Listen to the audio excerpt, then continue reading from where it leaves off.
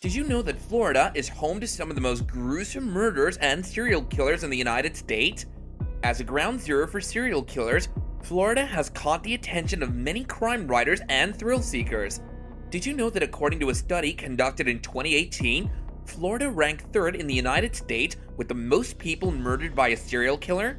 Isn't that crazy? Some of the most famous murders in Florida turned heads by committing the most heinous of crimes, and today, we'll talk about the top 6 notorious serial killers in Florida. Before we get into the video, be sure to click the like button and subscribe to our channel Mistakenly True Documentaries. Now then, get ready to shake with fear. Number 1. Daniel Harold Rowling. The Gainesville Ripper, aka Daniel Harold Rowling, committed some of the most gruesome murders in Florida. During a 4-day rampage in the 1990s, Rowling brutally murdered 5 college students in Gainesville, Florida. He was a tortured and disturbed soul since birth. The abuse he suffered in his childhood was passed on to his unsuspecting victims. Daniel Harold, also known as Danny Rowling, had a sad childhood. He was frequently abused by his father. Such instances left scars on little Danny, who would later perform badly in school. In the late 1970s, after nearly killing his father, Danny changed his identity and fled to Sarasota, Florida as Michael Kennedy Jr. to start a new life. In the summer of 1990, Rowling brutally murdered his very first victims, Sonia Larson and Christina Powell, who were freshmen at the University of Florida in Gainesville. Thus began the horrible killing spree of the Gainesville Ripper. He would often chop parts of the bodies of his victims and keep them as souvenirs. Similarly, Rowling killed Christina Hoy, Tracy Pauls, and Manuel Taboada. Surprisingly, he was caught not for the murders, but for an unrelated burglary charge. His story became so famous that he became an inspiration behind the classic horror movie Scream. For the murders, Rowling was sentenced to death in 1994, and it was translated through a lethal injection in 2006. Number 2. David Alan Gore. David Alan Gore was a part of the Killing Cousins. Along with his cousin Waterfield, Gore committed heinous crimes. Born in 1951, David Gore was your typical southern redneck. He, along with his cousin Waterfield, shared an immense taste for ugly temper and violent sex. When working for his father as a caretaker of a citrus grove and patrolling the streets after dark as an auxiliary sheriff's deputy, Gore and Waterfield schemed the most gruesome killing spree ever. Gore used this badge to lure girls into the house and then wait for Waterfield to come to pay him thousands of dollars. Their very first victim was 17-year-old Yinghua Ling. Gore used his policeman privileges to force the girl to take him home. There, he would rape Ling and her old mother. 5 months later, Gore would score another victim, 35-year-old Judith Daly. The 2 killing cousins would then rape the woman and then shoot her. The killing spree would move on throughout the months, collecting the innocent lives of Angelica Lavallee, 14, and Barbara Ann Byer, 14. But the murders came to an end with the death of 16-year-old Elliot. On July 26, 1983, Vero Beach authorities answered the call of a resident who described a nude man running and firing shots at a young naked girl. When the police arrived, the killing cousins were finally locked away. David A. Gore was charged with murder and kidnapping.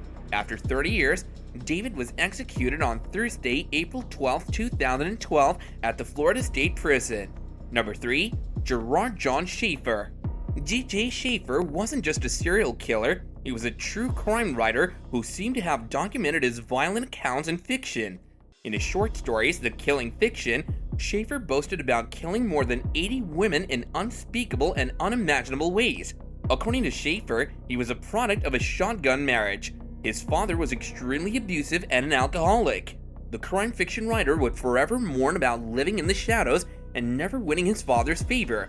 Despite his home condition, Schaefer went on to earn degrees in art and creative writing.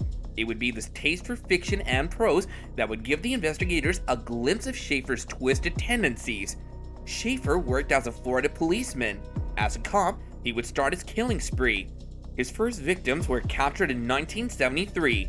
Schaefer murdered 2 teenage girls by tying them to a tree, shooting them, and hacking them to death. His next victims would be 17-year-old Susan Place and 16-year-old Georgia Jessup.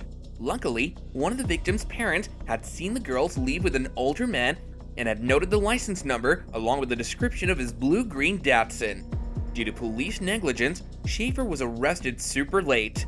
After his arrest, police searched Schaefer's house and found personal mementos belonging to confirmed murder victims and missing women. Such discoveries, along with the publication Killer Fiction, would make Schaefer famous as the greatest mass murderer of women this century. Schaefer was charged with murder and given a life sentence. However, his life was cut short on December 3, 1995, when an inmate fatally stabbed Schaefer 42 times during an argument revolving around a hot water dispenser. Number 4. Samuel Little.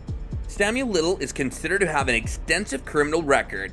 The FBI describes Samuel Little as one of the most prolific serial killers in U.S. history. He was originally convicted for killing 3 women in 2014. However, he confessed to killing more than 93 women between 1970 and 2005. Born Samuel McDowell on June 7, 1940, Samuel Little was the son of a 16-year-old prostitute, Bessie Mae Little, and a 19-year-old client, Paul McDowell. Sadistic since a very young age, Little would often choke himself or fantasize about strangling women.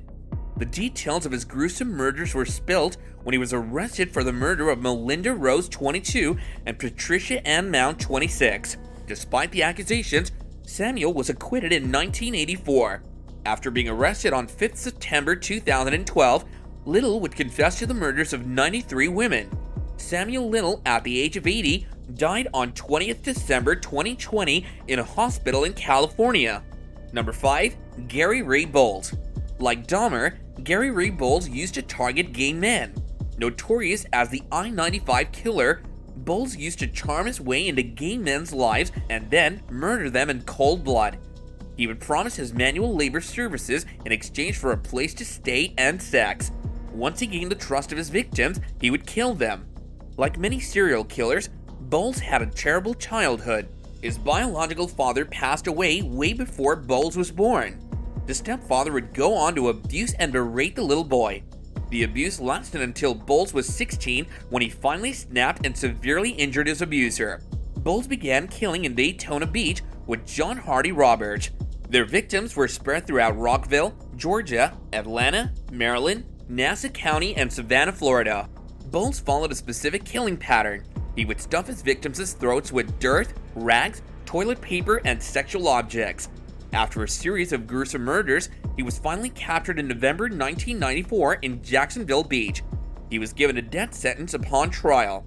On 22nd of August 2019, Bowles was given a lethal injection at Florida State Prison in Stark. Number 6. Eileen Warrenos. Unlike the rest of the entries in this list, Eileen Warrenos is a female serial killer notorious for targeting middle-aged men in Florida. She was born on February 29, 1956 as Eileen Lee Carol Warrenos. The future murderer suffered from a grave childhood that would go on to leak into her adulthood. Her father was a convicted child molester. He ended up killing himself in prison. As for Eileen, she went on to live with her grandparents.